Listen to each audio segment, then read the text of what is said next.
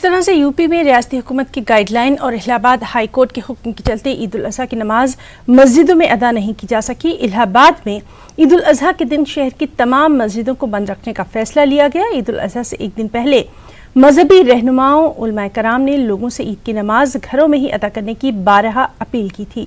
कल देर शाम Allahabad high court ने भी ईद उल अजहा की नमाज के लिए लॉकडाउन में किसी भी तरह की कोई छूट या फिर रियायत देने से इनकार कर दिया था। यूपी में रियासती हुकूमत के हुक्म के तहत शनिचर और इतवार को लॉकडाउन नाफिज रहता है। ईद उल अजहा के मौके पर बेशतर लोगों ने अपने अहले खाना के साथ घरों की छतों पर नमाज अदा की। मस्जिदों में ईद उल अजहा की नमाज के लिए इजाज़त न मिलने पर लोगों में मायूसी देखी गई। लोगों ने नमाज के साथ साथ कुर्बानी के फ़राइज़ भी अपने घरों में ही अदा किए। नमाज के बाद मुल्क में अमन सलामती और कोरोना के खात्मे के लिए खास दुआओं का एहतमाम किया गया। कोरोना वायरस की महामारी से पूरा मुल्क, हमारा पूरा देश लड़ रहा है और लगातार लड़ रहा है।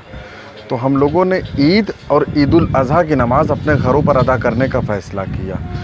वजह साफ है कि मस्जिदें बंद हैं, मंदिरें बंद हैं, चर्च और गुरुद्वारे बंद हैं। तो खुदा हर जगह है, सजदा हर जगह करना है। तो हम लोगों ने अपने परिवार के साथ ईद उल अजहा की नमाज़ को अदा किया और इस मुल्क में अमन व अमान के लिए, शांति के लिए दुआएं किया। इस वैश्विक महामारी से लोगों को निजात दिलाने के लिए खुदा के बारगाह में सरसजदा किया। आज जो है ये संदेश इलाहाबाद प्रयागराज से हम देना चाहते हैं पूरे विश्व के सभी हिंदू मुस्लिम सभी धर्मों के लोगों को कि इंशाअल्लाह ये महामारी जो है ये बहुत जल्द इस दुनिया से जो है ख़त्म होगी और फिर से हम लोग एक नया जो है तो जीवन शुरू कर सकेंगे।